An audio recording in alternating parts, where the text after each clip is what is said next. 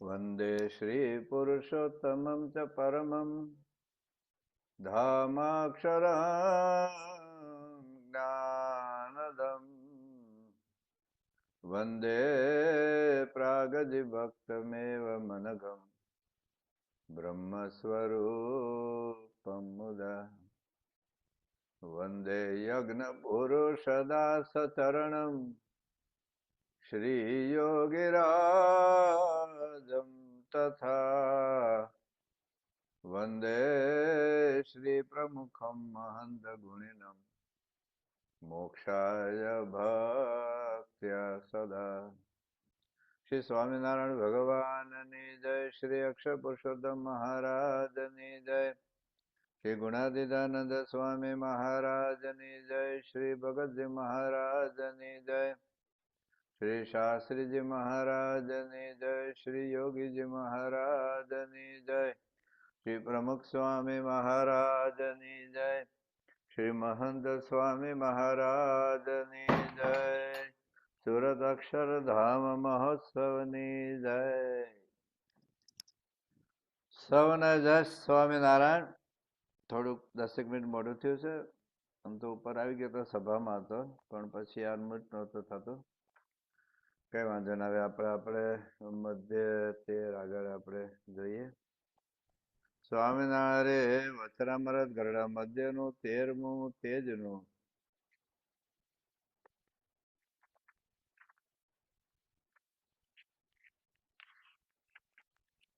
સ્વામિનારાયણ 1878 શ્રાવણવદી અમાવસ્યાના દિવસ સ્વામી શ્રી સહજાનંદજી મહારાજ શ્રી ગરડા મધ્ય દાદા ખાચરના દરબારમાં શ્રી વાસુદેવ નારાયણના મંદિરની ઓસરીએ ચાકડા પર વિરાજમાન હતા અને ધોળો ખેત પહેર્યો હતો તથા ધોળી ચાદર વળી હતી ને મસ્તક ઉપર શ્વેત પાક બાંધી હતી અને પોતાના મુખારવિંદની આગળ મુનિ તથા દેશ દેશના હરિભક્તોની સભા ભરાઈને બેઠી હતી. પછી શ્રીજી મહારાજ પોતાના 2 ભુજ ઊંચા ઉપાડીને સર્વેને છાના રાખ્યા અને પછી પોતાના મુખારવિંદની આગળ સ્તુતિ કરીને બેઠા એવા જે સંત તે પ્રત્યે શ્રીજી મહારાજ એમ બોલતા હોવા જે હે સંતો જે મોઢેરા મોઢેરાઓને વાતમાં સમજતા હોય તે આગળ બેસો. ના એક વાત કરું છું તે સર્વે ચિત્ત દઈને સાંભળજો. અને આજે મારે વાત કરવી છે તે કઈ ધંધે કરીને નથી કરવી તથા માને કરીને નથી કરવી તથા પોતાની મોટો વધારવા સારું નથી કરવી. એ તો એમ જાણીએ છીએ જે સર્વે સંત તથા ભક્ત છે તેમાંથી એ વાત કોઈને સમજાય જાય તો એના જીવનું અતિ રૂડું થાય તે સારું કરીએ છીએ. આ જે વાત છે તે મારી ડિટેલ છે અને મારો અનુભવ કરીને પણ અમે સિદ્ધ કરી છે અને સર્વશાસ્ત્રમાં પણ મળતી આવે છે અને તે વાત સભામાં કર્યા જેવી નથી તો પણ સભામાં કરીએ છીએ. જે પછી હવે આપણે છેલ્લે જે મહારાજે વાત કરી છે એ આપણે વાંચીએ. અને જે પદાર્થને વિશે ઇન્દ્રિયોની વૃત્તિને બળાત્કાર જોડવું છે તે માંડ તે પદાર્થ સન્મુખ રહે છે અને જ્યારે ઢીલી મેળવું છું ત્યારે તરત પાછી વળી આવે છે.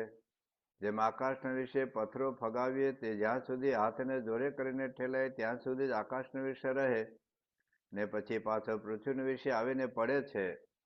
અને જેમ પૂછલેલો ઢોર હોય તેને માણસ બળાત્કાર કરીને પણ જ્યાં સુધી ઊંચું ચાલી રાખે ત્યાં સુધી રહે ને જ્યારે તેને મૂકી દે ત્યારે ધબ દઈને પડી જાય.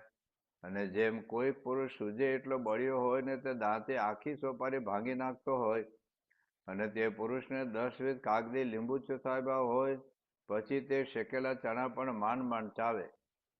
તેમ વિશેષ સન્મુખ બળાત્કારે વૃત્તિને જોડીએ છીએ તે માંડ જોડાય છે. તો આપણે છેલ્લે વખતે ફકરો વાંચેલો. મહારાજ પોતાની સ્થિતિની એક અદ્ભુત વાત કરે છે કે ઇન્દ્રિયોની જે વૃત્તિઓ છે એ વિષયમાં પંચવિષયમાં જોડીએ ત્યારે માંડ જોડાય છે. તેમાં ગયા વખતે આપણે વાત કરેલી જો માંડ જોડાય છે તો જોડે છે શું કામ? તેના 2 હેતુ છે. તો દેહ ટકાવી રાખવા માટે, કારણ કે ભગવાન આ લોકમાં આવે ત્યારે મનુષ્ય દેહ ધારણ કરે છે તો આપણે જેમ ખાવું પીવું ઊંઘ તરસ ભૂખ બધું લાગે એમ મનુષ્ય દેહ ધારણ કર્યો છે એટલે એ પણ જરૂરી છે. બીજી વાત આપણે એ સમજાવેલી કે એ જે કાંઈ ગ્રહણ કરે છે એ ભગવાનના ભક્તોની ભક્તિ સ્વીકારે છે અને ભક્તિ સ્વીકારીને પણ આપણને અનંત ગણું સુખ આપવું છે. એટલા માટે એ આ વૃત્તિ જોડે છે. આપણે પ્રથમ 71માં વચરામૃતની વાત કરેલી, પ્રથમનો 18મો વચરામૃત આપણે વાત કરેલી, તો આર્યણીનું 6થું વચરામૃતમાં પણ આપણે વાત કરેલી કે એ જે કંઈ ગ્રહણ કરે છે એ ભક્તોની ભક્તિ જાણીને અને આ લોકનું ગ્રહણ કરીને અંતે એને અક્ષરધામનું સુખ આપવું છે, આપણને બ્રહ્મરૂપ કરવા છે, આપણે ગુણાતીત કરવા છે. એટલે મહારાજે લખ્યું છે આ બધા વચરામૃતમાં. ફરી વખત યાદ રાખીએ, પ્રથમનું 71મું વચરામૃત, આ બધા રેફરન્સ આપણે ગયા વખતે વાંચી ગયેલા છીએ. તો પ્રથમનું 71મું વચરામૃત છે, પ્રથમનું 18મું વચરામૃત છે, કાર્યાણીનું 6થું વચરામૃત છે. એમાં મહારાજ કહે છે કે અમારી સર્વે ક્રિયા ભગવાનના ભક્તોના છે અને ભગવાનના ભક્તોની ભક્તિ જાણીને અમે સ્વીકારીએ છીએ. પરંતુ એમાં એ પરાણે એમાં એને રસ નથી. આપણને શું છે, એમાં રસ છે. જ્યારે આ શ્રીજી મહારાજ અને ગુણાતીત ગુરુઓને આ જગતમાં ક્યાંય એને રસ નથી. આપણે જોઈએ છીએ કે શ્રીજી મહારાજ વખતમાં તો આપણે હતા નહીં, એમને તો આ વચનો આપણે વાંચીએ છીએ. પરંતુ પ્રમુખ સાહેબ મહારાજને આપણે જોયેલા, અત્યારે મહંત સાહેબ મહારાજને આપણે જોઈએ છીએ. અને કોઈ પંચ વિષયમાં ક્યાંય માલ નથી. આપણે ઘણી વખત આગળ આપણે સમજી ગયા છીએ કે દાખલા કેરીનો રસ હોય તો ત્યારે તૂટી નથી પડતા. ભજીયા હોય, 7-8-10 ભજીયા ખાઈ ગયા હોય, 15-20-10 7-8 સમોસા ખાઈ ગયા હોય, ત્યાર પછી સેન્ડવિચ ખાઈ ગયા હોય, 2 પતલ કેરીનો રસ પી ગયા હોય, એવું કઈ છે જ નહીં. તમે પ્રસંગ ઘણી વખત સાંભળેલો છે કે પ્રમુખ સ્વામી મહારાજ ત્યાં હતા સારંગપુરમાં, અને શાસ્ત્રીજી મહારાજનું શ્રાદ્ધ હતું. તો શાસ્ત્રી મહારાજનું શ્રાદ્ધ હતું એટલે બાપા જમતા હતા, પછી બાપા બધાને દૂધ પીરસેલો. તો પેલા સ્વામી જમતા હતા, તો એ વખતે પૂજ્ય મહંત સ્વામી મહારાજ પણ ત્યાં હતા, ને એમણે એક વાટકીમાં દૂધપાક આપ્યો. એટલે નીચે બધા બેઠા હતા, એટલે સ્વામી તો આમ વાટકી પીતા હતા, એટલે બધા બહુ તાળીઓ પાડી કે વાહ, સ્વામી દૂધપાક પીએ છે. એટલે બધે તાળીઓ પાડી. પછી આ પોલ ક્યારે ખોલી થઈ કે આખી આ જે વિડીયો બહાર પડી શાસ્ત્રી મહારાજના શ્રાદ્ધ પર્વની અને જળજણીની, પછી વિડીયો બાપાની હાજરીમાં સ્વામીને બતાવતા હતા. એટલે બધા સંતોષ દેખતા હતા કે વિડીયોમાં તો દેખાય જ કે વાટકીમાંથી જરા પણ દૂધપાક ઓછો નતો થયો. ખાલી આમ ખાલી એક્શન જ કરતા હતા, જરા પણ નહીં. આમ તો આપણને તો આમ કેવું લાગે. બાકી આપણે કોઈ પણ ભાવતી આઈટમ હોય ને, તમે કોઈ પણ, પછી બાજરા રોટલો હોય કે પછી પૂરણપોળી હોય, ભાવતી આઈટમ આપણે આમાં આવે એટલે આપણે કૂદી જ પડીએ છીએ. આપણે જોઈએ છીએ પિક્ચરો છે, બીજું ત્રીજું, આપણે ભલે સત્પુરુષની ભગવાનની ના હોય પણ આપણને જોવાનું મન થાય જ. કદાચ ન જોવા, ખાલી બોર્ડ જોઈ ને તો આપણી આંખો ખેંચાય છે. આંખની તો ગુણાતીત વાતમાં આવ્યું છે, મત જોના. એક ફિરંગી ત્યાં એક ભારતીય સુથાર કામ કરતો હતો. ફિરંગીની એટલે એની પોર્ટુગીઝ લોકો, એની મેડમ રૂપાળી હોય, એટલે આ એને સુથારનું કામ કરતા કરતા નજર ત્યાં જાય. એટલે એના પતિ હતો જે ફિરંગી, જે પોર્ટુગીઝ, કે મત જોના, પણ તો વારંવાર ત્યાં જાય, છેવટે આંખો ફોડી નાખી. આંખો આપણે ખેંચાઈ જાય છે. સાયકલ લઈને જતા પાછળથી કઈક મીઠો અવાજ આવે તો આપણે હેન્ડલ ફરી જાય અથવા આપણે ડોક ફરી જાય. જયારે આપણે જોયું છે પ્રમુખ સ્વામી મહારાજ, મહંત સ્વામી મહારાજ જીવનમાં હજારો બહેનો આજુબાજુમાં દર્શન કરવા માટે દોડાદોડી કરતા હોય, પણ એમની નજર આમ ખેંચાઈ જતી હોય એવું નથી જોયું. તો આ જગતનું કેટલું સારું જોયું છે. બાપાને એક વખત અમેરિકામાં પૂછ્યું તો અમેરિકામાં હું જોયું, તો એમ કે અમે જોવા માટે નથી આવ્યા, અમે તો ભગવાનના ભક્તોની ભક્તિ, એમનો સત્સંગ કરવા માટે આવ્યા છે. હા, ક્યારેક આપણી સાથે આવે ખરા, સંતો ભક્તો સાથે આપણો આગ્રહ હોય તો ક્યારેક જોવા જાય, પણ એમાં એને ક્યાંય રસ નથી. એટલે એની ઇન્દ્રિયો અંતઃકરણ એ જગતની અંદર ક્યાંય એને જતી નથી. જયારે આપણી વાસ્તવિકતા શું છે, આપણે શ્રીજી મહારાજ અને આ બધા મહંતના પ્રસંગો આપણે જોઈએ છીએ ઘણી વાર, આપણી વાસ્તવિકતા શું છે કે આપણું મન ખેંચાય, આપણી આંખ ખેંચાય, આપણે કાન ખેંચાય, આપણી જીભ ખેંચાય. તમે જોજો, ભારતમાં દાદરા ચડતા હોય ને કોઈકના ઘરમાં કંઈક સમોસા અથવા તો કંઈક સારી આઈટમની સુગંધ આવે ને, અથવા તો કંઈ હાંડવો, કોઈ પણ સારી આઈટમની સુગંધ આવે તો આપણા મોઢામાં પાણી આવી જાય. હવે એમણે તો આપણે બોલાવવાના નથી ને આપણને જમાડવાય નથી, પણ છતાં આપણું મન ખેંચાય છે. એટલે ગીતામાં લખ્યું છે યત તો યપી કૌંતેય પુરુષશ્ચ વિપશ્ચિતઃ ઇન્દ્રિયાણી પ્રમાથીની હરંતિ પ્રસભમ મનઃ યત તો હિ અપી કૌંતેય પુરુષશ્ચ વિપશ્ચિતઃ વિપશ્ચિત જ્ઞાની મહાજ્ઞાની બુદ્ધિશાળી હોય અને પ્રયત્નશીલ હોય એમ છતાં ઇન્દ્રિયાની પ્રમાથીની હરંતિ પ્રસભમ મનઃ ઇન્દ્રિયો છે ને ખેંચી જાય. જેમ સમુદ્રમાં તોફાન હોય ને ભયંકર વાવાઝોડું હોય, જૂના જમાનામાં પેલા શહેર ઉપર આખા વાહનો ચાલતા હતા, તો એ પવન એને વાહને લઈ જાય. જે બાજુ વાવાઝોડું હોય, જે દિશામાં પવન જતો હોય એ ખેંચી જાય વાહને.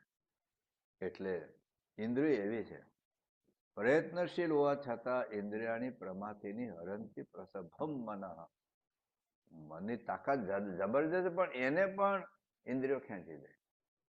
એટલે સભામાં બેઠો હોય પણ તમાકુ ખાવાની તરફ લાગે ને તો એ સભામાં ઉઠીને બહાર જઈને તમાકુ ખાઈ આવે.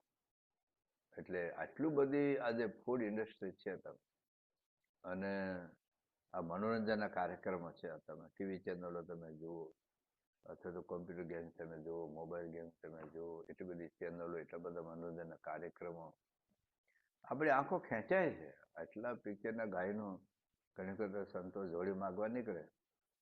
હવે જૂના સાધુ થયા પહેલા પિક્ચર તો જોયા જ હોય, અને ગુજરાતમાં જયારે જોડી પર્વ હોય ત્યારે અગાસી ઉપર લોકો પતંગ ઉડાડતા હોય અને એમાં સ્પીકર ઉપર બધા ફિલ્મ ગાયનો મૂકેલા હોય. તો પહેલા તો પિક્ચર જોયેલા હોય, જેને જન્મથી સત્સંગ ન હોય અને હોય તો ઘણી વખત જોયેલા હોય, તો પણ એ જયારે સંતો જોડી માગવા નીકળે તો પિક્ચરના ગાયનો સાંભળે એટલે એ સાંભળે, કાન કેવી રીતે બંધ કરે, પણ એ તો એટલા મોટા ભૂંગળા મૂક્યા હોય તો તમે ગમે એટલા કાનમાં ડટ્ટા માર્યા તોય સંભળાય, અને સંભળે એટલે જૂનું બધું યાદ આવે. એટલે વાત આ છે કે મન ખેંચાય છે. મોટા મોટા પંડિતો, જ્ઞાનીઓ, વિદ્વાનો, કોઈના મન રહ્યા નથી. આપણે ઇતિહાસના પ્રસંગો જાણીએ છીએ, વર્તમાનકાળના પ્રસંગો જાણીએ છીએ. ગમે એટલા બુદ્ધિશાળીઓ, ગમે એટલા શૂરવીર હોય, પણ ઇન્દ્રિયોને વશ કરવી, મનને વશ કરવું, ગીતામાં લખ્યું છે કે ત્યાં નિગ્રહ કેમ કરી શકે. જ્ઞાની પણ પોતાની પ્રકૃતિ સરખું આચરણ કરે છે. ગીતાના શબ્દો છે મહારાજે મધ્યના 37માં વચનામૃતમાં વાત કરી છે કે જ્ઞાનીઓ હોય, વિદ્વાન, ખબર છે કે તમાકુથી નુકસાન થાય. ચાલો, આજે તમાકુથી નુકસાન થાય છે એવું કેટલાને નથી ખબર. ત્યારે જનરલ પબ્લિક, એના પપ્પા જ મૃત્યુ પામ્યા હોય, મોટાભાઈ મૃત્યુ પામ્યા હોય, મામાને કેન્સર થયું હોય, છતાં તમાકુ છોડ્યું કેટલી અઘરી છે. ભારતમાં 10 લાખ માણસો ગયા વર્ષે મળ્યા. 10 લાખ. આ તો સરકારી આંકડો છે. જે હોસ્પિટલમાં દાખલ ન થયા હોય, ફૂટપાથ ઉપર ઝૂંપડામાં રીબાઈને મરી ગયા હોય, એની સંખ્યા કેટલી મોટી હશે. દુનિયામાં 80 લાખ લોકો મરે છે તમાકુને લીધે. પણ છતાંય તમાકુ, અને અમેરિકામાં તો લખ્યું કે smoking can kill you, smoking can kill you, સિગારેટના પેકેટ ઉપર લખેલું છે, મેં વાંચેલું છે, છતાંય વાંચતો સિગારેટ પીતો. અને દારૂને લીધે બરબાદી થાય છે. ચાલો, ભારતના ડોક્ટરોને તો ખબર છે ને, એન્જિનિયર ન ખબર હોય, વકીલો ન ખબર હોય, ડોક્ટરને તો ખબર છે. ભારતમાં કેટલા હિન્દુ ડોક્ટરની વાત કરીએ, ચાલો બીજાની વાત જવા દો. આજે પરદેશમાં પણ કેટલા હિન્દુ દારૂ પીએ, ખબર છે આ નુકસાન છે. પણ આ જીભડીનો સ્વાદ, મન, આજે નોનવેજ ન ખાવું એ માનવતા પણ છે, કરુણા પણ છે, જીવ પ્રાણી પ્રત્યેની દયા પણ છે.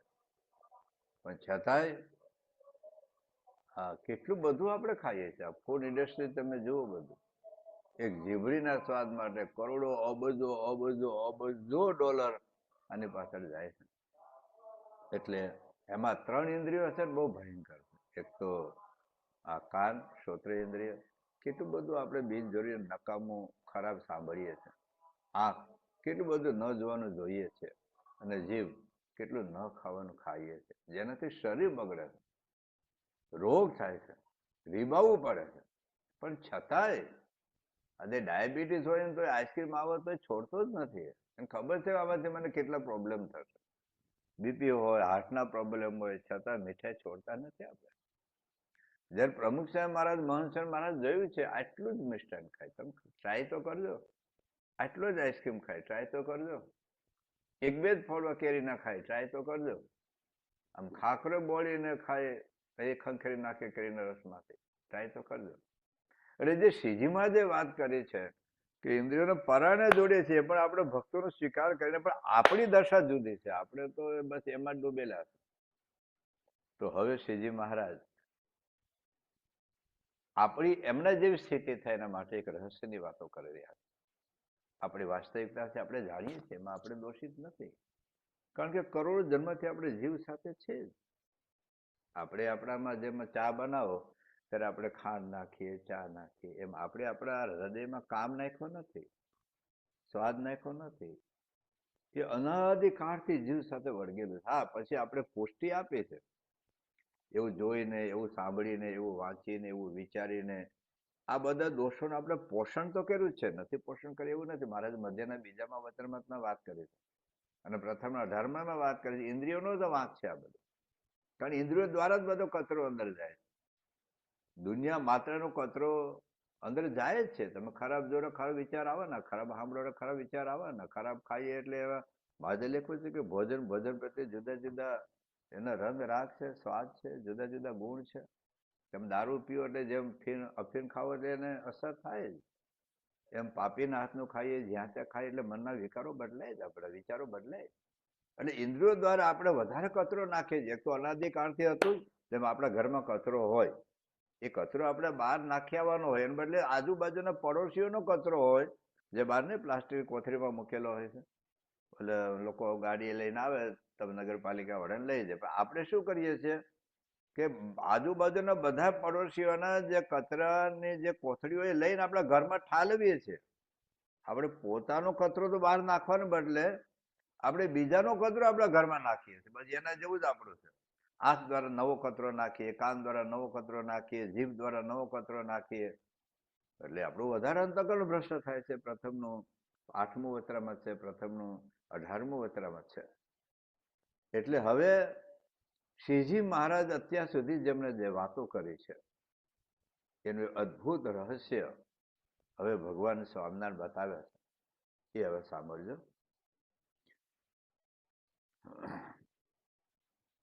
અને આ જે એમ મને વર્તે છે, શું કે છે, અત્યાર સુધી એમને 4 બાબતો કરી છે, આપણે વાત કરીએ. અને જે આ જે એમ મને વર્તે છે તેનું શું કારણ છે? તો મારી ઇન્દ્રિયોની જે વૃત્તિ છે તે પાછી વળીને સદા હૃદયને વિશે જે આકાશ છે તેના વિશે વર્તે છે. અને તે હૃદય આકાશને વિશે અતિશય તેજ દેખાય છે. એની વાત પછી હવે મહારાજ આપણને એ કહે છે મને જ્યાં વર્તે છે એનું શું કારણ? અત્યાર સુધી શ્રીજી મહારાજે પોતાની સ્થિતિની 4 વાતો કરી છે. પહેલી વાત કે હું વાતો શા માટે કરું છું? તો આપણે જોયું છે, હું માને કઈને વાતો નથી કરતો, ધંધે કઈને વાત નથી કરતો, મારી મોટો વધારો સારો વાત નથી કરતો. હું જે કઈ વાત કરું છું તમારા જીવના કલ્યાણ માટે કરું છું. એક વાત આ કરી. બીજી વાત એમણે એમ કરી કે મને પંચ વિષયમાં કઈ આસક્તિ નથી. એ પણ એમણે વાત કરી કે અતિરૂઢો શબ્દ, અતિરૂઢો સ્પર્શ, અતિરૂઢો રસ, અતિરૂઢો ગંધ, એમાં એને ક્યાં આસક્તિ નથી. પોતાની અનાસક્ત અને નિર્વાસક સ્થિતિની વાત કરી, એનું પણ આપણે નિરૂપણ કરી ગયા. ત્રીજી વાત કરી કે સમત્વ ભાવ, કે ત્રિલોકનું રાજ્ય કરું કે ઠીકરું લઈને માગી ખાવું, હાથીને વધે બેસું, પગપાળા ચાલુ, અથવા તો સારા પંચ વિશે કે નકશા પંચ વિશે, રાજા કે રંગ, પછી હીરો, સોનું કે કચરો, આ બધું એને સમત્વ ભાવની એક સ્થિતિની વાત કરી. અને ચોથી વાત એમણે એ કરી કે એને પોતાના જે સદગુણો છે, મારા વિશે ધર્મ છે, જ્ઞાન છે, વૈરાગ્ય છે, એનો કોઈ અહંકાર નથી, એનો કોઈ એનો ભાર નથી. 4 બાબતો અત્યાર સુધી આપણે સમજ્યા. એક તો શ્રીજી મહારાજ શા માટે વાતો કરે છે, માને કરીને મોટો વધારવા સારું નહીં, ધંધે કરીને નહીં. બીજી એને પંચ વિષયમાં કે આસક્તિ નથી, અતિશય નિર્વાસની સ્થિતિ છે. ત્રીજી બાબત એ છે એને સમત્વ ભાવ છે. અને ચોથી બાબત એ કરી કે આ બધા સદગુણો એનો કોઈ માન નથી, કોઈ અહંકાર નથી, કોઈ ભાર નથી. હવે શ્રીજી મહારાજ કહે છે મારી જે આવી સ્થિતિ છે એનું રહસ્ય શું છે? હવે રહસ્ય આપણને કેમ બતાવે છે મહારાજ? પહેલા તો શ્રીજી મહારાજે જ્યાં વાતો કરી આજે 4 એમને પોતાના ગુણો બતાવ્યા. એ કોની સામે વાત કરે છે? આ વાત સાચી છે હું બોલું, ચાલો હું મને માને કઈને વાત નથી કરતો, મોટો વધારે સારો વાત નથી કરતો, ધંધે કઈને વાત નથી કરતો, મને પદ વિષયમાં કઈ આસક્તિ નથી, મને સમજતો ભાવ છે, મને મારા ગુણનો કોઈ અહંકાર નથી. આ હું પણ બોલી ગયો, ચાલો હું પણ બોલી ગયો, તમે બધું સાંભળી લીધું ને. પણ શ્રીજીમાં કોની સામે બોલે છે આ બધી વાત? અને લોકો સ્વીકાર્યું છે એટલે ને નોંધ્યું છે. હું તમને વાત કરું મારી, તમે કોઈ સ્વીકારો નહીં. અત્યારે જેટલા મને સાંભળો છો ને, નથી સાંભળતા એટલાય BFS ના લાખો હરિભક્તો હું આવું ડંફાસો ઠોકતો હોઉં કે મને મારામાં કોઈ આસક્તિ નથી, વાસના નથી, મારામાં કોઈ સ્વભાવ નથી, મારા માન નથી, મોટપ નથી, હું ધંધે કઈ વાત નથી કરતો, મને પંચ વિષયમાં આસક્તિ નથી, મારી ઇન્દ્રિયોને પરાણે જોડું ત્યારે માંડ જોડાય છે, મારા ધર્મનો, જ્ઞાનનો, વૈરાગ્યમાં કોઈ અહંકાર નથી, મને રાજાના રંગ સમાન દેખાય છે. હું આ બધું બોલું તો બે પછી કેટલા સંતો મારી વાત સ્વીકારે, કેટલા હરિભક્તો સ્વીકારે? બધાને ગપ્પુ જ લાગે. હા, દૂરના હોય બધા મહિમા હોય, પણ નજીકમાં રહે તો ખબર પડી જાય કે શું પરિસ્થિતિ છે. તો જયારે સ્વામિનારાયણ ભગવાન કોની સામે વાત કરતા? બુદ્ધ લોકો નતા, મૂર્ખા નહોતા. આજે કોઈ બિલકુલ અજ્ઞાની હોય એની પાસે કોમ્પ્યુટર ને તમે ગમે તેવું ગપ્પો મારો તો ચાલે. MC² વિશે એટલે ભાતની વાત કરી નાખો તો એ માની લે. પણ જે વિજ્ઞાનું ભણેલા હોય એની પાસે ગપ્પુ ચાલે. આજે તમે મને સંગીતની કોઈ સેન્સ નથી, હકીકતમાં બોલો, તમે કોઈ પણ ભજન કોઈ પણ રાગમાં બોલો, પછી તમે મને કહો મેં આ રાગમાં ગાયું, હું માની લો. મને કોઈ પ્રકારની સંગીતની સેન્સ નથી. હું ક્યારે ગાઉં છું કીર્તન પંક્તિઓ, તમને ખબર પડતી મારો કોઈ રાગ નથી, તાલ નથી, લય નથી, સુર નથી. તો કોઈ બાબતમાં જે અજ્ઞાની હોય, દાખલા તરીકે જિંદગીમાં જેને શાકાહારી ન ખાધું હોય એને તમે કહો ભાઈ લાડુમાં મીઠું નાખો, મરચું નાખો તો લાડુ સારો લાગે, એનો કોઈ ડાઉટ જ ન જાય. પણ જે વર્ષોથી રસોઈ બનાવતા હોય આપણા ભંડારી સંતન તમે કહો લાડુમાં મીઠું નાખો તો સ્વાદ વધારે આવે, એ લોકો માને? કારણ અનુભવી છે. તો ભગવાન સામે જે પોતાની સ્થિતિની વાત કરી છે, સામે કોણ? અબુધ લોકો નહોતા, મૂર્ખાઓ નહોતા, બ્રહ્માનંદ સ્વામી હતા, જે કોકની ચાલ જોઈને એ વ્યક્તિને પાઠી શકે, આટલા બુદ્ધિશાળી, આટલા વિદ્વાન હતા, અને પોતામાં એટલો ત્યાગ વૈરાગ્ય હતો. કેટલું છોડીને નીકળી ગયેલા, સંપત્તિ, વૈભવ, માન, કીર્તિ, પ્રતિષ્ઠા બધું છોડીને જયારે નીકળ્યા, મહારાજ પાસે કશું ન મળતું હોય, એ બ્રહ્માનંદ સ્વામીની સામે મહારાજ વાત કરશે. મુક્તાનંદ સ્વામી, જેનો વૈરાગ્ય પાછો પાડવા માટે મહારાજે 2 વર્ષ સુધી વાત કરેલી. બ્રહ્મચર્ય પાડી ન શકાય તો જિંદગીનો અર્થ શું છે, આત્મહત્યા કરવા તૈયાર હતા. અને મહારાજ પાસે આવવા માટે કેટલા સંઘર્ષો વેઠીને મહારાજ પાસે આવ્યા, રમણ સ્વામી પાસે આવ્યા, અને મહારાજને સ્વીકારી લીધા ભગવાન તરીકે. આ સર્વોપરી ભગવાનની નિષ્ઠા ભલે મોડી થઈ, પણ મહારાજ કરતા 23 વર્ષે મોટા. અને મહારાજની એમની પાસે રહેલા 9 મહિના નીલકંઠ રૂપે મુક્તાનંદ સ્વામી પાસે, અને મુક્તાનંદ સ્વામી એની આરતી બનાવે, મુક્તાનંદ સ્વામી એનું ભજન ગાય, મુક્તાનંદ સ્વામી એના કીર્તન બનાવે, મુક્તાનંદ સ્વામી એની આજ્ઞા મારે 108 પ્રખરમાંથી રહે, આવા મુક્તાનંદ સ્વામી એની સામે મહારાજ પોતે વાત કરે. નિત્યાનંદ સ્વામી પ્રકાંડ વિદ્વાન, હિન્દુ ધર્મના વેદોનો પૂરો અભ્યાસ, એના સામે કોઈ શાસ્ત્રાર્થમાં ટકી શકે નહીં, એવા મુક્તાનંદ સ્વામીના સામે મહારાજ પોતે વાત કરે. અષ્ટાંગ યોગ સિદ્ધ ગોપાલ સ્વામી, સુખમણી સ્વામી, આવા પરમહંસો અને સાથે હરિભક્તો પણ એવા હતા જે પરણેલા ધણીનો ત્યાગ કરીને, સંસારનો ત્યાગ કરીને સાધુ થવા માટે ભક્તિ કરતા હોય, એવી લાડુબા, જીવબા કહેતા હતા.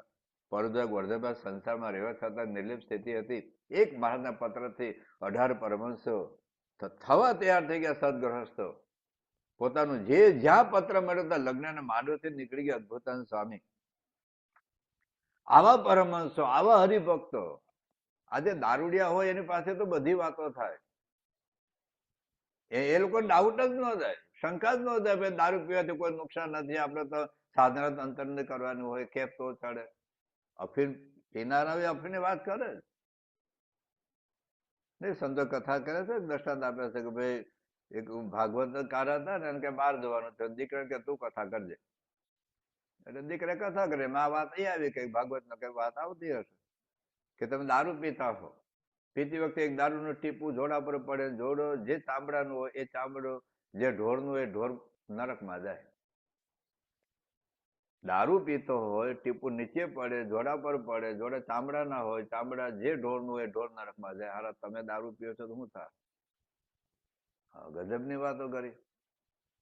ના બધા તો આમ ડઘાઈ ગયા કે આપણે તો શું થશે, આપણે તો કેટલો દારૂ રોજ પીએ. બીજે દિવસે પેલા છોકરાના પપ્પાએ કથા શરૂ કરી. એટલે શ્રોતાઓ કહ્યું કે તમે કથા શરૂ કરતા પહેલા મારે પ્રશ્ન છે શું કે ગઈકાલે તમારા દીકરાએ કથા કરી. હા કે આજે નવું શીખાવ છે, પણ કથા તો અદભુત કરી ને. કે અદભુત કરી એટલે પ્રશ્ન થયો કે શું થયું કે એમને ગઈકાલે એ વાત કરી ભાગવતને આધારે કે તમે દારૂ પીતા હો ને ટીપું જોડા પર પડે ને જોડા ચામડા ના હોય ને ચામડું જે ઢોરનું એ ઢોર નરકમાં જાય, તો તમે દારૂ પીશો તો શું દશા થશે. પેલા કથાકાર પોતે દારૂ પીતા હતા, બધા ભેગા થઈને દારૂ પીતા હતા, ભેગા થઈને દારૂ પીતા હતા. એટલે હવે નથી કે છોકરા તો બાજુ છોકરો દારૂ નહોતો પીતો, બહાર કઈ સંસ્કૃત વેદાંત નું ભણવા ગયો હશે અને ભણીને આવ્યો હશે તરત. એને ખબર ને મારા પપ્પા ને આ બધા ભેગા થઈને દારૂ પીએ. એટલે હવે પેલા કથાકાર ને પાછું વાળવું પડે. એટલે મારો છોકરો બોલ્યો છે, વાત સાચી છે, ભાગવતમાં લખ્યું છે, પણ હજી શાસ્ત્રનો અર્થ બરાબર એને હજુ ભણ્યો છે પણ ગણ્યો નથી. શાસ્ત્રના અર્થમાં એને બરાબર હજી પકડ આવી નથી. વાત સાચી છે. એક ટીપું જો જોડા પર પડે તો ચામડું જે ઢોરનું નરકમાં જાય. એક ટીપું પડે તો આપણે ક્યાં ટીપું પીએ? એક ટીપું દારૂ પીએ તો આપણે નરકમાં જવું પડે. આપણે તો કેટલાક બોટલો ઘડે ને ઘડા દારૂ પીએ, બધા રાજી થઈ કે વાહ વાહ સરસ હો, હવે આવું અર્થઘટન થવું જોઈએ.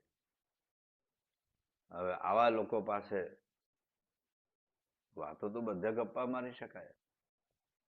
જે નાચતા નચાવતા હોય, કૂદતા કુદાવતા હોય, લેડીઝ જેન્ટ્સ ભેગા થઈને એની એ તો બધું વાત સ્વીકારે ભાઈ. પણ જે આવા ત્યાગ વૈરાગ્ય વાળા હોય, ગ્રસ્ત હોય કે પછી ત્યાગી હોય, જેને આટલી આધ્યાત્મિક સ્થિતિ હોય, જે બીજાના શબ્દ ઉપરથી, બીજાની ચાલ ઉપરથી, બીજાની વાણી ઉપર, બીજાની આંખ ઉપરથી પારખી શકાય વ્યક્તિનું તળ કેટલું છે. શ્રીજી મહારાજ એવા સંતો પાસે પોતાની સ્થિતિને વાત કરી છે, મને કોઈ અહંકાર નથી, મારામાં કોઈ માન નથી, મારામાં નિર્વાસ્ત સ્થિતિ છે, મારામાં સમત્વ ભાવ છે.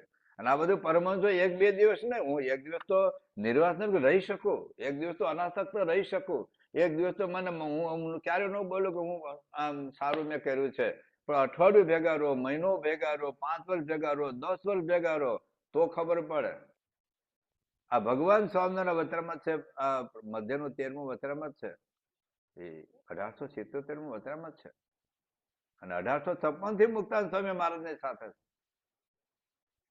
તો આ 21 વર્ષથી મહારાજની સાથે, કોઈ 20 વર્ષથી, કોઈ 15 વર્ષથી, કોઈ 18 વર્ષથી મહારાજ ભેગા રહેલા.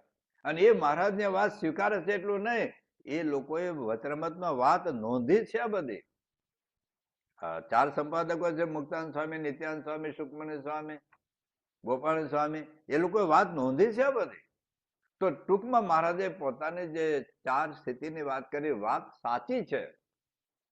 મહારાજની આવી સ્થિતિ છે, ભલે આપણે હાજર નહોતા, પણ છતાં એમને જે વાત, જેમ રામ ભગવાન વખતે આપણે હાજર નહોતા, તો તુલસીદાસે રામાયણમાં જે રામના ગુણો બતાવ્યા, સીતાના ગુણો બતાવ્યા, ભરતના ગુણો બતાવ્યા, લક્ષ્મણના ગુણો બતાવ્યા, હનુમાનજીના ગુણો બતાવ્યા, એ તો આપણે સ્વીકારવું પડે ને. ભલે હાજર આપણે નહોતા, એમ સ્વામિનારાયણ ભગવાન વખતમાં ભલે આપણે હાજર નહોતા, પણ જે પરમહંસો નોંધ્યું છે ને, અનુભવને આધારે નોંધ્યું છે. આટલા વર્ષ મહારાજ ભેગા રહ્યા છે અને પછી મહારાજનું આ વાત લખે છે. તો શ્રીજી મહારાજની આ સ્થિતિ તો છે. હવે જે મહારાજ પોતાની સ્થિતિનું રહસ્ય બતાવે છે ને, એ મહત્વની વાત છે.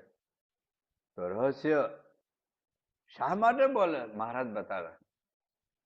તમે જોજો, લગભગ કોઈ આપણી ખાનગી વાત હોય ને, એ કોઈને બતાવે નહીં. તમે કોકા કોલા વાળા છે ને, પોતાની ફોર્મ્યુલા ન બતાવે કોઈને. પૂછ્યો ચાલો તમે કહો મારે કોકા કોલા જેવું ડ્રિંક્સ બનાવવું છે, મને ફોર્મ્યુલા આપો, મારું નામ હું જુદું આપીશ, કોકા કોલા નામ નહીં આપવું, બીજું નામ આપીશ. કોઈ બનાવે? આપે આપણને? આ જે કોઈ કંપની દવા બનાવતી હોય ને, એલોપેથી બનાવે, હોમિયોપેથિક બનાવે, અથવા તો આયુર્વેદિક દવા બતાવે ને, એ જે કંપની જે દવા પોતાની ફોર્મ્યુલા ન બતાવે કોકને, કારણ કે એ જ ફોર્મ્યુલામાં, એ જ મટીરિયલમાં, એ જ રો મટીરિયલ, એ જ બનાવટી રીતના કોક બનાવી દે ને, તો આનું પ્રોડક્શન ઘટી જાય, વેચાણ ઘટી જાય. આપણે ગરીબ ભક્ત મમરા બનાવે, સંતો કે તમે જોઈએ એટલે લઈ જાઓ, પણ ફોર્મ્યુલા ન આપો. ફોર્મ્યુલા તમે બીજા કોઈ હરિભક્ત બતાવી દો તો એ પાછું શરૂ કરી દે. તબલચી હોય ને એ જેને લીધે વિશ્વ વિખ્યાત હોય એ ટ્રીક કોઈ ન બતાવે. વાયોલિન વાળો કોઈ પણ સંગીતકાર હોય જેને લીધે એ વિશ્વ પ્રસિદ્ધ એની નામના હોય, કીર્તિ હોય, પ્રતિષ્ઠા હોય, એને ટ્રીક ન બતાવે. ભલે તબલાના ક્લાસ લેતા હોય, હાર્મોનિયમના ક્લાસ લે, વાયોલિનના ક્લાસ લે, પણ અમુક જે ટેકનિક છે જેને લીધે એને વિશ્વ પ્રસિદ્ધિ હોય, જ્યાં સુધી પોતે જીવતો હોય કે હવે એમ લાગે હવે મારો સૂર્ય આથમમાં આવ્યો છે, ત્યાર પછી પોતાની એવી એક વિશિષ્ટ પ્રકારની ટેકનિક બીજાને બતાવે, બાકી ન બતાવે. કારણ કે આપણા જીવમાં ઈર્ષા પડેલી. આજે કોઈક કાપડનો વેપારી હોય, આપણે હું કે તમે આપણે કાપડનો વેપારી હોઈએ, અને જ્યાં આપણી દુકાન છે ત્યાં બાજુમાં એક દુકાન ખાલી છે, અને આપણા જ કોઈક હરિભક્ત આવે કે ભાઈ આ દુકાન ખાલી છે તો મારે પણ આ ભાડે દુકાન લેવી છે, અને પછી આપણને પૂછે કે મારે તમારા જેવા કાપડની દુકાન મારે નાખવી છે, તો તમારો શું અનુભવ છે? કાપડનો વેપાર, એનો સોદો, એનો નફો કેટલો રહે છે? તો આપણે શું કહીએ? સાચું બોલો. આપણે કહીએ કે ના બહુ સારો ધંધો છે, કારણ ખબર છે કે મારા જેવું કાપડની દુકાન, જો એને સાડીઓનું હોય ને આપણે જીન્સના પેન્ટ હોય તો વાંધો નથી, પણ આપણે જો સાડીઓની દુકાન હોય ને બાજુની એવી સાડીઓની દુકાન નાખે તો આપણે રાજી ન થઈએ. 5-10 ગ્રાહક તો જતા રહે એમાં. આપણે સ્ટીલના વાસણની દુકાન હોય, બાજુમાં કાપડની દુકાન હોય તો વાંધો નથી, પણ સ્ટીલના વાસણની દુકાન આપણી હોય ને બાજુમાં કોઈ સ્ટીલના વાસણ નાખવા માંગતો હોય ને આપણી સલાહ લે કે ભાઈ મારે આ સ્ટીલના વાસણની દુકાન નાખવી છે, તો ધંધો કેવો ચાલે છે, હું નાખું, તો આપણે કહીએ કે ના કર, હું તને 5-25 લાખ જોતા હોય તો મદદ પણ કરું. કોઈ નહીં કરે. ચાની કેન્ટીન વાળો બાજુમાં કોઈ ચાની કેન્ટીન નાખે તો નાનો પાડી શકે, કાયદે કઈ રીતે નાનો પાડી શકે, પણ ગમે તો નહીં, કારણ કે આપણામાં ઈર્ષાનો ભાવ. તો દાખલા તરીકે કોઈ દુકાન ખાલી હોય, કોઈ ગરીબ હરિભક્ત હોય, આપણે એમ કહીએ કે ચાલ હું તને 10 લાખ રૂપિયા આપું અને તું મારી દુકાન બાજુમાં ખાલી દુકાન થઈ છે તું ભાડે લઈ લે, અને કાપડ ક્યાંથી લાવવું, કેવી રીતે વેચવું, કેટલો નફો ઉમેરવો, હું બધું તને શીખવાડું. બોલ, આ બીજા શહેરમાં હોય તો કદાચ આપણે કહીએ, પણ બાજુમાં જ દુકાન ખાલી હોય તો આપણે જેવો ધંધો કરવાની સલાહ આપણે ના આપીએ, કારણ કે આપણામાં ઈર્ષાનો ભાવ છે. કોઈ સારું પ્રવચન કરતું હોય ને તો એનું મેટર બીજા ન આપે, ખબર છે કે મારા કરતા એનું સારું પ્રવચન થઈ જશે. તો વાત એવી છે, જ્યારે શ્રીજી મહારાજ આપણને શા માટે વાત કરે છે? પોતાની જે સ્થિતિ આવી છે, આવી સ્થિતિની વાત, એનું રહસ્ય કે મારી સ્થિતિ આવી કેમ થઈ. હવે જો એ રહસ્ય બતાવી દે તો બીજા સંતો અને ભક્તો પણ એવી સ્થિતિ થઈ જાય, અને એવી સ્થિતિ થઈ જાય પછી એની મોનોપોલી ના રહે. પણ શ્રીજી મહારાજ થી માંડીને આખી ગુણાતીત પરંપરાના જીવનમાં ઈર્ષા તો નથી જ, પણ હકીકતમાં એના માટે જ પૃથ્વી પર આવ્યા છે, પોતાના જેવા બનાવવા માટે. मार्ग दूसरा जो अवतार हुआ था कार्य कारण हुआ था, लेकिन मैं जो प्रकट हुआ हूं तो जीव को अज्ञान के नाश के वास्ते, जीव को ब्रह्मरूप करने के लिए, आत्यंतिक मुक्ति देने के वास्ते अक्षरથી जो पुरुषोत्तम नारायण स्वाद मनुष्य जैसा बना हूं. એમનો હેતુ જ આના માટે. થોડા વચનોના સંદર્ભ આગળ આપણે વાંચી ગયા છે એટલે વાંચતા નથી. પ્રથમના 73માં વચનમાં માર્ગ કે મને કોઈ મન સમર્પિત કરશે તો એને કસર માત્ર ટાળી નાખી. આ મારો સંકલ્પ છે. મધ્ય 45 જે મારા કહેવાયા છે એમાં મારે તલ માત્ર કસર રહેવા દેવી નથી. 51 ભૂતનું ટોળું કાઢીને શુદ્ધ ચૈતન્ય બ્રહ્મરૂપ આત્મારૂપ કરીને બધાને ભક્તિ કરાવી છે, કોઈ દોષ રહેવા દેવો નથી. મધ્યના 50માં કહ્યું કે તમે મારો સંબંધ રાખશો તો જગતનો લોચો કાઢી નાખીશ. એટલે એનું પ્રાગટ્ય એના માટે છે, અને આવા કરવા માગે છે.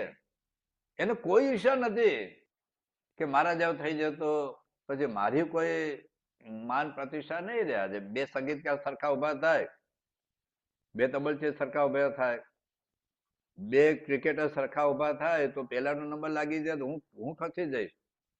ઇન્ડિયાની ટીમમાં 2 ક્રિકેટર સરખા જ હોય તો, અને એમાં આને મદદ કરે અને એ એકાદો થોડોક સારો થઈ જાય તો આને આ ખેંચાઈ જાય, જતો રહે કોમ્પિટિશનમાં.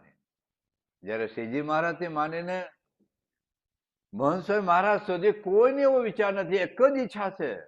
હા, ઘણા ભક્તો થયા, સારા ભક્તો થયા, પોતાની સ્થિતિ અદભુત હતી. નરસિંહ મહેતા, મીરાબાઈ, તુકારામ, સુરદાસ, તુલસીદાસ, જબરજસ્ત હતા. કોઈ એકાદમાં સાધના કરી, હિમાલયમાં સાધના કરી, કોઈ ગિરનાર ગુફામાં સાધના કરી, જંગલમાં સાધના કરી, અને ઘણા લોકો આધ્યાત્મિક સ્થિતિને પામ્યા. પણ બીજા માટે જરા એટલો પુરુષાર્થ કર્યો હોય, શ્રીજી મહારાજથી માંડીને મહંત સ્વામી મહારાજ સુધી, બીજા જીવો માટે કેટલો પુરુષાર્થ. તમે ભગવાન સ્વામીનું વિચરણ તો જોજો, ગુણાતીતાનંદ સ્વામીનું વિચરણ તો જોજો, ભગતજી મહારાજ, શાસ્ત્રી મહારાજ, યોગી બાપાનું વિચરણ, એટલો ભીડો. શાસ્ત્રી મહારાજ એક ઝૂંપડામાં અક્ષર અને પુરુષોત્તમ ફોટો પધરાવી દીધો, તેનું તો કલ્યાણની વાત જવા દો. પણ માની લો કે આપણા જેવા હતા, પણ એક ઝૂંપડામાં અક્ષર પુરુષોત્તમ ફોટો પધરાવીને પૂજા કરે તેનું તો કલ્યાણ થઈ જાય. શાના માટે આટલો પુરુષાર્થ કર્યો? શાના માટે આટલો દાખલો કર્યો? આટલા વિરોધના ઝંઝાવત વચ્ચે એક જ હેતુ હતો કે કોકને અક્ષર પુરુષોત્તમની વાત સમજાઈ જાય. યોગી બાબા કહેતા, હજુ મને મારા સાધો કરતો રોજના 10 ગામ ફરવું, લાખ સત્સંગ વધારી દો. પ્રમુખ સાહેબ જિંદગીના છેલ્લા શ્વાસ સુધી, આજે મહંત સ્વામી 92 વર્ષ સુધી, 92 વર્ષે એટલો પુરુષાર્થ કોના માટે કરે? બધાને પોતાના જેવા કરવા માટે. આ તો બહુ ગજબની વાત છે ભાઈઓ. પોતા જેવા કરવા માટે આટલો પુરુષાર્થ કરનાર પૃથ્વી પર કોણ હોય?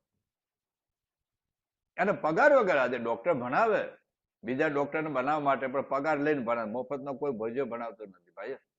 એન્જિનિયર પ્રોફેસર ભણાવે, લાખ 2 લાખ રૂપિયા પગાર લઈને ભણાવે, પણ જેને આપણી પાસે કોઈ સ્વાર્થ નથી ને છતાં એટલો પુરુષાર્થ કરે છે. કોના માટે? કારણ કે એને ઈર્ષા નથી. એને એમ થાય બધા જ મારા જેવા થાય, બધા જ મારા જેવા થાય. પ્રમુખ સાહેબ મહારાજ વર્ષો પહેલા સારંગપુરમાં હતા,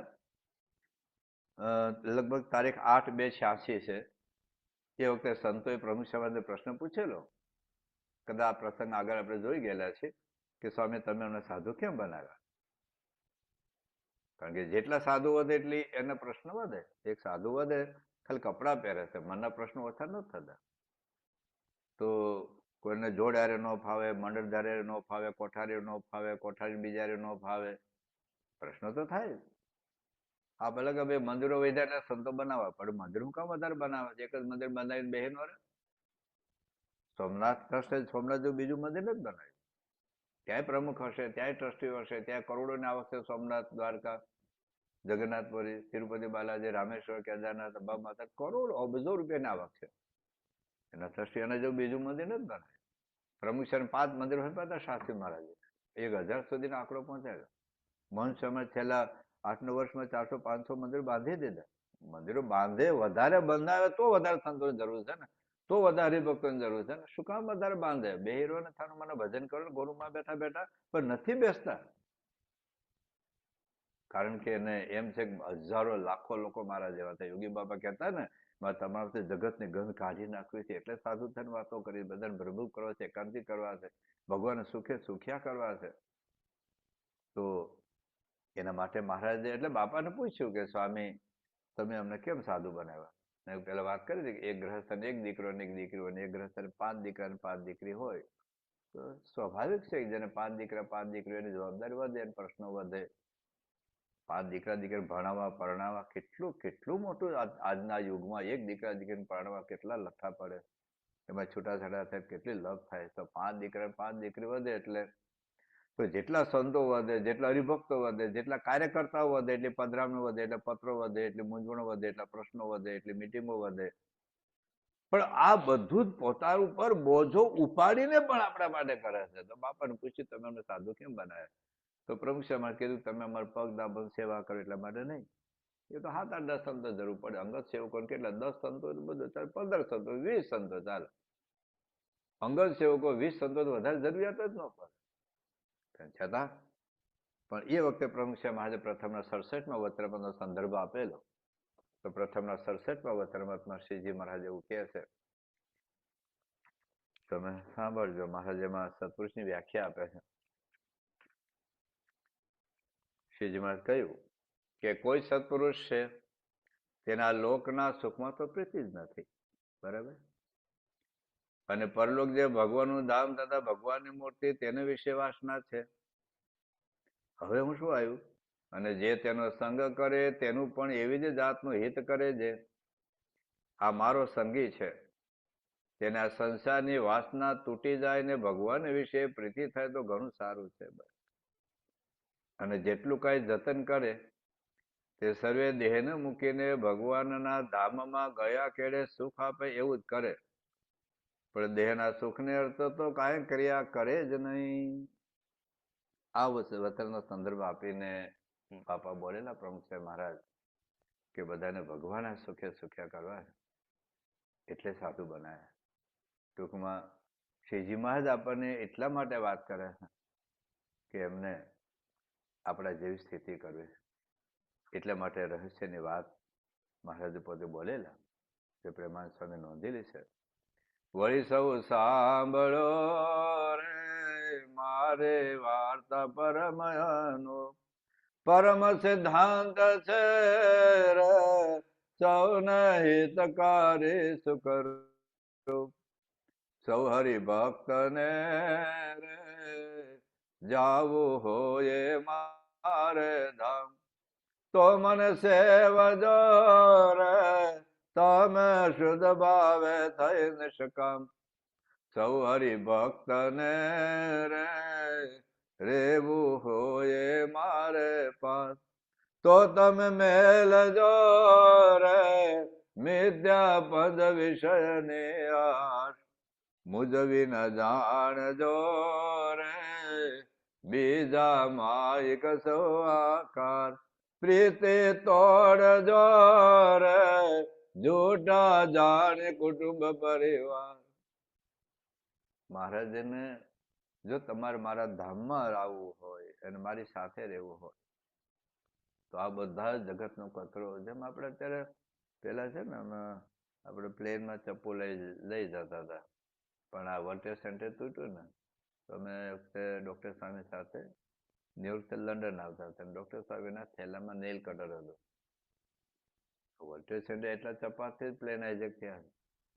એટલે આની પેલા અમે બધા જ નેલ કટર તો હતું 60 સુધી હતું. અમેરિકામાં આવ્યા ત્યારે હતું, અમેરિકામાં ઘણા પ્લેનમાં બેઠા તોય હતું, પણ આ વર્લ્ડ સેન્ટર તૂટ્યું પછી એને તો નેલ કટર લઈને કચરા પેટીમાં જ નાખી દીધું, અમને પૂછ્યું પણ નહીં. એટલે હવે જો આપણને ચપ્પુ હોય, AK-47 હોય, રિવોલ્વર હોય તો આપણને પ્લેનમાં બેસવા જ. ભારતમાં રિવાજ છે, ઓલો મદારી હોય ને, મદારીના ટોપલો હોય, ટોપલામાં સાપ હોય તો મદારી બસમાં ન બેસવા દે. તો આપણે જો ભગવાનના ધામમાં જવા માટે આપણા સ્વભાવ દોષો વાસના સહિત આ બધા એટમ બોમ્બ જેવા છે, આ બધે સાધનો જેવા છે, AK-47 જેવા. તો પ્લેનમાં મહારાજના અક્ષરધામમાં જવું હોય તો આ બધું અહીં છોડીને જવું પડશે, મૂકીને જવું પડશે. એટલા માટે મહારાજે વાત કરી છે. પણ શ્રીજી મહારાજને પોતાના જેવા બધા આપણને કરવા, ભલે અનાદિ સિદ્ધ, પણ એને પોતાનું જ અત્યાર સુધી નિરૂપણ કર્યું છે. જેમ ગુણાતીતાનંદ સ્વામીએ વાત કરી છે કે મહારાજે જે વાત કરી છે ને એ તો એક મુક્તનો આદર્શ છે. બાકી મહારાજ તો અનાદિથી માયા પર છે અને માયા વળગી જ નથી, પંચ વિશે એને છે જ નહીં. પણ આપણે કેવા થવું જોઈએ એના માટે એમને વાતો કરી છે. હવે જે શ્રીજી મહારાજ પોતાની અલૌકિક સ્થિતિની વાત જે કરે છે તો એમાં આપણે જોયું કે મારે જે વર્તે છે એનું કારણ શું છે. આખી વાત આપણે વાંચી લઈએ અને પછી એના ઉપર જ આપણે નિરૂપણ આગળ આપણે વધારીશું. તો મહારાજ કહે છે મને જ્યાં વર્તે છે એનું રહસ્ય શું છે. અને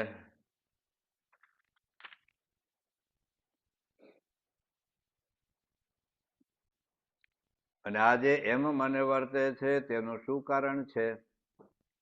તો મારી ઇન્દ્રિયોની જે વૃત્તિ છે તે પાછી વળીને સદા હૃદયને વિશે જે આકાશ છે તેને વિશે વર્તે છે અને તે હૃદય આકાશને વિશે હતી છે તે દેખાય છે.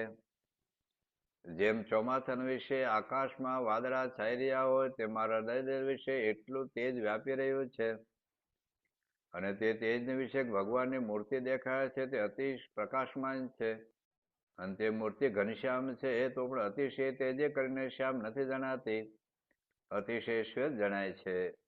અને તે મૂર્તિ દ્વિભુજ છે અને તે મૂર્તિને 2 ચરણ છે અને અતિશય મનોહર છે.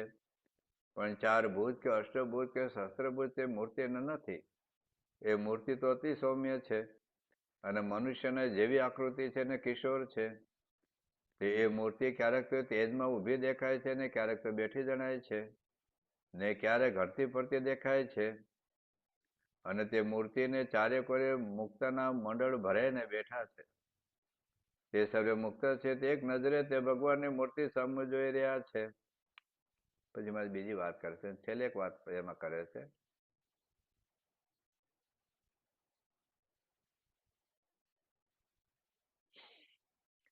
અને એ જે એકરસ તે જે છે તેને આત્મા કહીએ તથા બ્રહ્મ કહીએ અને અક્ષરધામ કહીએ, અને પ્રકાશને વિશે જે ભગવાનની મૂર્તિ છે તેને આત્માનું તત્વ કહીએ તથા પરબ્રહ્મ કહીએ તથા પુરુષોત્તમ કહીએ. આનું ખૂબ અદ્ભુત નિરૂપણ આપણે કરવાના છે, કારણ કે આપણી સાધનાનો મુખ્ય સાર આ છે. જો શ્રીજી મહારાજ જેવી અને મહંત સ્વામી મહારાજ જેવી સ્થિતિ કરવી હોય તો તપ બરાબર છે, ત્યાગ બરાબર છે, નિયમ ધર્મ બરાબર છે, સેવા બરાબર છે, બધું જ બરાબર છે. આપણે આગળ જોઈ ગયા છે બટેટાના શાકમાં બટેટા અનિવાર્ય છે, બીજું મીઠું, જીરું, મરચું, ગળપણ, ખટાશ બધું ઉપયોગી છે, આવશ્યક છે, પણ અનિવાર્ય સાધના શું છે. જો સાધનાનો મર્મ આપણા હાથમાં ન આવે તો વર્ષો સુધી સત્સંગમાં રહેવા છતાં શ્રીજી મહારાજ આપણે જે ભૂમિકાએ પહોંચાડવા માગે છે તે આપણે નહીં પહોંચી શકીએ. તો અહીંયા જે મહારાજે પોતાની સાધનાની જે સ્થિતિની જે રહસ્ય બતાવ્યા, 3 મુખ્ય બાબત આવ્યા છે. એક તો ઇન્દ્રિયોની વૃત્તિને અંતર સન્મુખ કરવી. પહેલી વાત એ આવે કે મારી ઇન્દ્રિયોની જે વૃત્તિ છે તે પાછી વાળીને સદા હૃદય વિશે જે આકાશ છે તેની વિશે, જે બહાર ભટકતી આપણી ઇન્દ્રિયો છે એ ઇન્દ્રિયોની વૃત્તિને પાછી વાળીને એ અંતર સન્મુખ કરવી, આ પહેલી સાધના છે. બીજી સાધના છે એ આત્માનો સાક્ષાત્કાર, અને ત્રીજી સાધના છે પરમાત્માનો સાક્ષાત્કાર. આ 3 સાધના છે એ સાક્ષાત્કાર સ્થિતિ છે, પણ અહીંથી ત્યાં સુધી પહોંચવા માટેની વચ્ચેની એક સાધના. એ સાધનામાં 4 બાબતો આવે: જાણવું, સમજવું, માનવું અને અનુભવવું. તો જાણવું, સમજવું, માનવું અને અનુભવવું એ સાધનાનો સ્ટેજ છે. એમાં જાણવું એટલે ટુ નો, સમજવું એટલે જે જાણેલું છે એને બુદ્ધિપૂર્વક શાસ્ત્રોના સંદર્ભના આધારે હું બધી વાત કરીશ આગળ. માનવું, to believe, to know, to understand, to believe and to experience. To know is different, to understand is different, to believe is different and to experience is different. દાખલા તરીકે હું સમજાવું કે ખાંડ ગળી છે, આપણે જાણીએ છીએ, પણ સમજાવી પણ શકીએ કે ખાંડ શેરડીમાંથી બને છે, શેરડી ગળી છે એટલે ખાંડ ગળી હોય.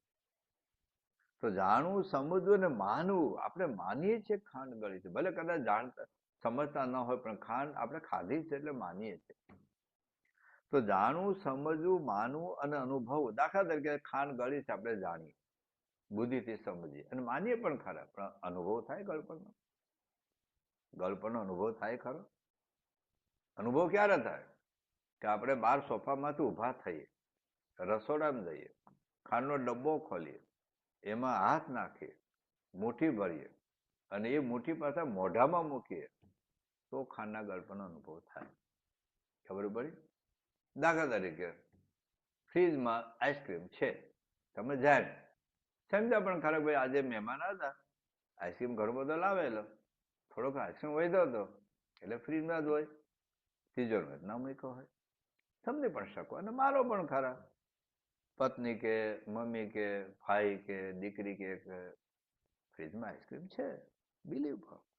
તમે જાણો, સમજો ને માનો. ફ્રીજમાં આઈસ્ક્રીમ છે, તમે જાણો, સમજો ને માનો, પણ અનુભવ ક્યારે થાય? કા તમે સોફામાંથી ઊભા થાવ, ફ્રીજ સુધી જાઓ, વાટકીમાં આઈસ્ક્રીમ લો, ચમચી લો, મોઢામાં મૂકો તો અનુભવ થાય. તો જાણવું, સમજવું અને માનવું એક સ્ટેજ છે અને અનુભવ એક ફાઇનલ સ્ટેજ છે. પણ જાણવું, સમજવું, માન્યા પછી અમુક સાધના રહે છે અનુભવવા માટે. અનુભવવા માટે થોડોક પ્રયત્ન રહે છે, થોડોક પુરુષાર્થ રહે છે, ત્યાં સુધી અનુભવ નહીં થાય. દાખલા તરીકે એક બીજી વાત કરું કે હમણાં વંદે ભારતની ટ્રેન બહુ અદભુત બને છે, તો અમદાવાદથી વંદે ભારતની ટ્રેનમાં બેસો તો મુંબઈ પહોંચી જાય. ચાલ, મેં જાણ્યું મેં સમજો પણ ખરો અને માનું પણ ખરો જરા, પણ જ્યાં સુધી હું ટિકિટ લઈને ટ્રેનમાં બેસું નહીં ત્યાં સુધી મુંબઈ પહોંચવું નહીં. તો મેં જાણ્યું કે આ ટ્રેન અમદાવાદથી આટલા વાગે ઉપડે છે ને આટલા વાગે મુંબઈ પહોંચે છે. મેં જાણ્યું, હું સમજો પણ ખરો, મેં બિલીવ માન્યો પણ ખરો. વાત 100% સાચી છે. કારણ મારા મમ્મી, મારા પપ્પા, ભાઈ બહેન બધા ટ્રેનમાં ગયા હતા, બધા પહોંચી ગયા છે. તો એ પહોંચે તો હું પણ પહોંચીશ, માન્યું આપણે. પણ જ્યાં સુધી આપણે ટિકિટ ના લઈએ, રેલવે સ્ટેશન પહોંચીએ નહીં, રેલવેમાં બેસીએ નહીં, ત્યાં સુધી આપણે મુંબઈ, અને કદાચ બેઠા ખરા, પણ સુરત રેલવે સ્ટેશન ઉતરી ગયા તો મુંબઈ નહીં પહોંચો. આપણે નીચે ભૈજે લેવા ગયા અને ટ્રેન ઉપડી ગઈ, ભલે ટિકિટ આપણી પાસે, ઉતરી ગયા, બેસી રહેવા અમુક કલાક સુધી, 4 કલાક 5 કલાક જે તમે બેસી રહેવાનો ટાઈમ પીરિયડ છે, તમે ના બેસી રહ્યા તો ટ્રેન તો જતી રહેશે ભાઈ. એક ચોથું દર્શન આપો, દાખલા તરીકે કોઈ એક ટેબ્લેટ હોય, પેરાસિટામોલ ટેબ્લેટ લો, આ ટેબ્લેટ લેવાથી તાવ ઉતરી જાય, માથાનો દુખાવો ઉતરી જાય. આપણે જાણ્યું, આપણે સમજ્યા, આપણે માન્યું, કારણ કે આપણા પપ્પાએ, આપણા પત્નીએ, ભાઈએ, બહેને ટેબ્લેટ લીધેલી, તાવ ઉતરી ગયેલો, એનું માથું દુખાવો ઉતરી ગયેલો, આપણો વિશ્વાસ પણ છે. પણ જ્યાં સુધી આપણે ટેબ્લેટ નહીં લઈએ ત્યાં સુધી આપણો તાવ ઉતરવાનો જે અનુભવ છે, માથાનો દુખાવો શાંત થવાનો અનુભવ છે, આપણને નહીં થાય. તો અધ્યાત્મ માર્ગમાં આપણે ખાલી જાણીએ તો જાણ્યા કાકા કહેવાય. એ જાણ્યા કાકા ત્યાં સમજો એટલે બુદ્ધિશાળી કહેવાય, સમજાવી શકે લોજિકલી શાસ્ત્રના પ્રમાણે આધારે. પણ માનવું તો બહુ જુદી ભૂમિકા છે. દાખલા તરીકે ભગવાન કરતા આપણે જાણીએ છીએ. હું કેટલા બધા વતનના સંદર્ભના આધારે તમને કહી શકું કે ભગવાન કરતા છે. આપણે સમજાવી પણ શકીએ, જેમ પંખો છે પંખા બનાવનાર હોવો જોઈએ, મોબાઈલ છે મોબાઈલ બનાવનાર હોવો જોઈએ, જેમ ખીચડી છે તો ખીચડી બનાવનાર કોઈ હોવા જોઈએ, એમાં જગત છે તો જગતને બનાવનાર કોઈ હોવા જોઈએ. આપણે સમજાવી પણ શકીએ અને કદાચ માનીએ છે ખરા. જાણવું જુદું, સમજવું જુદું, માનવું પણ જુદું. અનંત કોટી બ્રહ્માના કરતા હતા ભગવાન માનીએ, પણ કઢીમાં મીઠું ડબલ પડી જાય તો મનાય છે કે ભગવાન કરતા હતા? કોઈક મને ગાળ દે તો મનાય છે ભગવાન કરતા હતા? એ નથી મનાતું. અને મનાય અને પછી જે અનુભવ છે વચ્ચેની સાધના, એ સાધના શ્રીજી મહારાજ વચનામૃતમાં આપણને સમજાવે છે. ભગવાનના સુખ છે આપણે જાણીએ છીએ. સારંગપુરનું પહેલું વચનામૃત છે, લોહીનું 18મું વચનામૃત છે, વરતાલનું 9મું વચનામૃત છે, વરતાલનું 16મું વચનામૃત છે, અંત્યનું 27, અંત્ય 28, અંત્ય 39 અને થોડી થોડી વાતો ઘણા બધા વચનામૃતમાં છે. પણ એક વચનામૃત તમે ખાલી સમજો, સારંગપુરનું પહેલું, અનંત કોટી બ્રહ્માના સુખ કરતા ભગવાનની મૂર્તિનું સુખ અધિક છે. ક્ષણ માત્ર દર્શન આપણે જાણીએ, આપણે સમજીએ, આપણે માનીએ છીએ. અને ચાલો માનીએ પણ ખરા, કારણ મારા ખોટા બોલ્યા નથી, પણ અનુભવ થાય છે આપણને. આપણે મૂર્તિના દર્શન કરીએ, આપણે સવારે પૂજા કરીએ છીએ, આપણે પૂજામાં મૂર્તિઓ પથરાઈ છે, એ મૂર્તિમાં ભગવાન આવે છે, આપણે આભાર મંત્ર બોલીએ છીએ તો આપણે સુખ આવે છે. આપણે ગુરુના દર્શન કરીએ છીએ, કદાચ મહંત સમાજ હાજરીમાં આપણે મહંત પૂજાના દર્શન કરતા હોઈએ તો આપણને સુખનો અનુભવ થાય છે.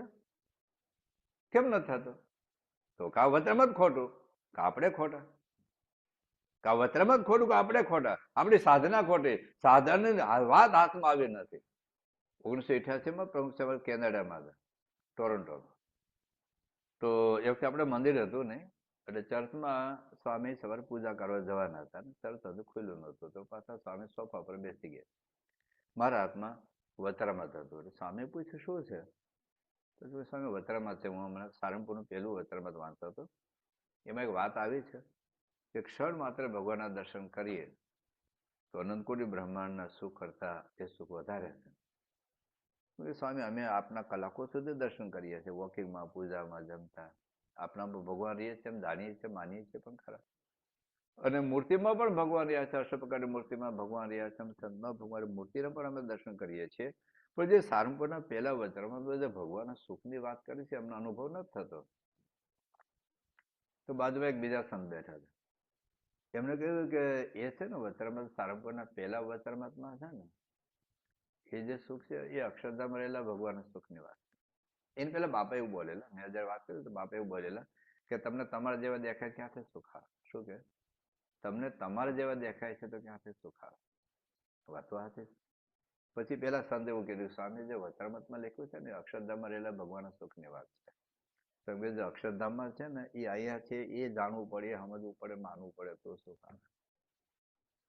તો આ વાત કેટલી ગજબની છે. આજે નાનો છોકરો હોય એને $1,00,00,000નો ચેક આપો, 10 વખત બોલાવો, બોલે ખરો, $1,00,00,000નો ચેક છે, $1,00,00,000નો ચેક છે, $1,00,00,000નો ચેક છે, આપો, લે તો લઈ જા, ખિસ્સા અડે ખરો, બેવડો વાળે ખિસ્સા મૂકે ખરો, દોડતો દોડતો મમ્મી પાસે જતો રહે. હવે પપ્પા બાજુમાં એને $11,000નો ચેક આપું, ફક્ત $11,000નો ચેક આપું, પેલાને $1,00,00,000 એટલે 87 કરોડ રૂપિયા થયા એનો ચેક આપ, એમાંથી રાજી કોણ થાય? જો પપ્પા 11,000નો ચેક અડે છે, જોવે છે, પેલો $1,00,00,000નો ચેક અડે છે, જુએ છે, બોલે છે પણ ખરો $1,00,00,000નો ચેક છે, પણ બે માંથી રાજી કોણ થાય? એના પપ્પાને ખબર છે 11,000 રૂપિયા એટલે શું, પેલા એને ખબર નથી $1,00,00,000 એટલે 87 કરોડ રૂપિયા એટલે શું. બસ એ જ દશા આપણી છે.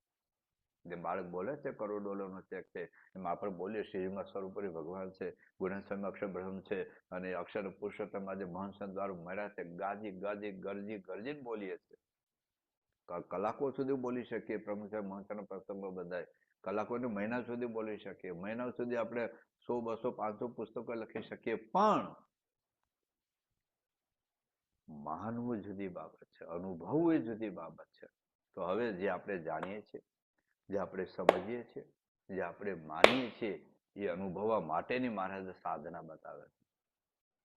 આ શ્રીજીમાં સાધના બતાવે છે, આ સાધના કરે કોઈ છૂટકો જ નથી. રોગમાંથી મુક્ત થવું તો દવા લેવી જ પડે. દવા ઉપર પ્રવચન કરવાથી રોગ ન મટે. આઈસ્ક્રીમ ઉપર તમને 2 કલાક પ્રવચન કરો, હાર્મોનિયમ, તબલા, વાયોલિન, સિતાર, ગિટાર, શ્લોક, શાયરી, ગઝલ સાથે, તો કે આઈસ્ક્રીમનું સુખ ન આવે. તમે વંદે ભારત ટ્રેન વિશે તમે કલાકો ને કલાકો સુધી નિરૂપણ કરો, પણ અંદર બેસો તો જ વંદે ભારત ટ્રેનનો અનુભવ થાય. એમ હું ઉનાળામાં બહાર રોડ ઉપર ઉભો હો અને એસી ઉપર ગમે એટલું પ્રવચન કરું, એસી શું મસ્ત ઠંડક આવે, ગમે એટલું નિરૂપણ કરું, પણ મને એસીનો અનુભવ તો થશે કે એસી રૂમમાં દાખલ થાવ તો બાકી નહીં થાય. એમ શ્રીજી મહારાજની ઈચ્છા છે મારા બધા સંતો ભક્તો જે મારું ભજન કરે, જે મારે આશ્રય આવ્યા છે, જેને મારી કંઠી પહેરી છે, એને તો મારું જાતને એવા સુખ્યા કરવા છે, તો આપણે તેમને આશ્રય આવ્યા છે એટલી એમને ઈચ્છા છે મારા સંતો ભક્તો ભલે જગતમાં રહે, ભલે જગતની પ્રવૃત્તિ સંભાળે, ભલે જગતનો વ્યવહાર સંભાળે, ત્યાગે કે ગ્રસ્ત, પણ એને મારા જેવી સ્થિતિ કરવી છે. મને જે અનુભવ થાય છે અનુભવ મારે એમને કરાવવો છે.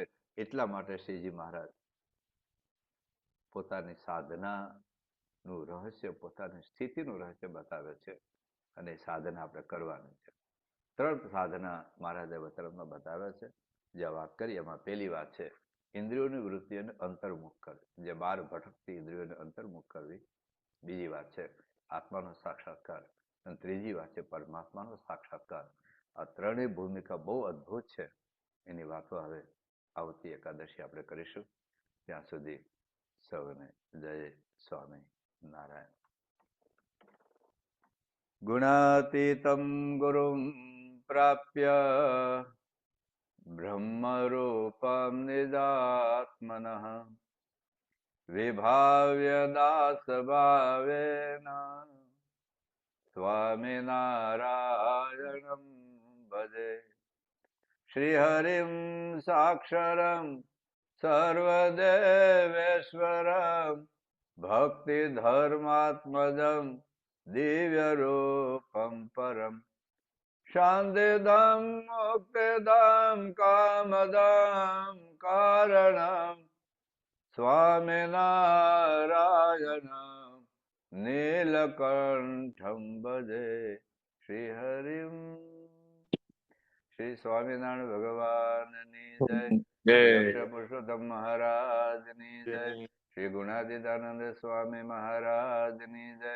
શ્રી ભગતજી મહારાજની જય. શ્રી શાસ્ત્રીજી મહારાજની જય. શ્રી યોગીજી મહારાજની જય. શ્રી પ્રમુખ સ્વામી મહારાજની જય. શ્રી મહંત સ્વામી મહારાજની જય. સુરત અક્ષરધામ મહોત્સવની જય.